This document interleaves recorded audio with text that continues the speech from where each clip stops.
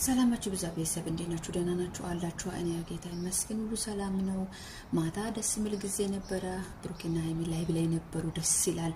እንግዲህ መጨረሻ ላይ ሀይሚዬ ተናግራለች። ግን ሀይሚዬ አይክፋሽ፣ እሺ የነናት አይክፋሽ እና እንወድሻለን።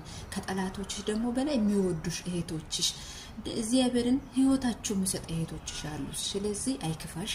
አንዴ ያው ጠላት አይጠፋም። መክፋት የለብሽም አንቺ።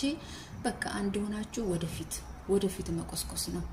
አንዳንዴ ያው ጠላት መኖርም እኮ ጥሩ ነው፣ ብርታት ይሰጣችኋል ማለት ነው። ትናንትና ያለፉት ነገር አንዳንድ ሰዎች የረሱና የበላይ ስሜት ይሰማችኋል። ስለዚህ አንቺ ደግሞ እንዲከፋሽ አንፈልግም። የምሬ ነው። አንቺን እንዲከፋሽ በጭራሽ አንፈልግም። እናንተ ደስተኛ ሆናችሁ ስትመጡ ደስታ ነው መሰማን። አይክፋሽ፣ እኔን ክፈኝነት በቃ ማታ መልስ መልሰሽ አታውቂም፣ ግን ማታ በቃ እንደተሰማሽ አወቅን።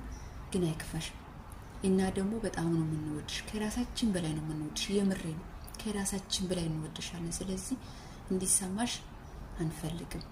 አንዳንድ ሰዎች ደግሞ እውነት ቀልብ ግዙ። እኔ ፈላጭ እኔ ቆራጭ ያለ እኔ ሰው የለም አትበሉ። የሰው ህይወት አያገባችሁ። የራሳችሁ ነገር ምሩ። መስራትም ደግሞ የምትፈልጉ ከሆነ በስማቸው ደግሞ እየሰራችሁ ማይሆን ስም ለነሱ መስጠት አግባብ አይደለም። በቃ ስሩ፣ ጥሩ ነገር አርጉ። አታርጉ እኮ አይደለም፣ ማንም ይሰራል በእነሱ ስም። ግን በመጥፎ ስም ሀይሚ እንዲሆና ብሩኬ እንዲሆኑ በዚህ ገብቶ በዚህ ወጥቶ የሰው ስም ማስጠፋት ጥሩ አይደለም። የምሬ ነው፣ ጥሩ አይደለም። አሁን ማታ እንዴት እንደተናገረች አይታችኋል። ስለዚህ ቀለብ ግዙ ለማለት ነው።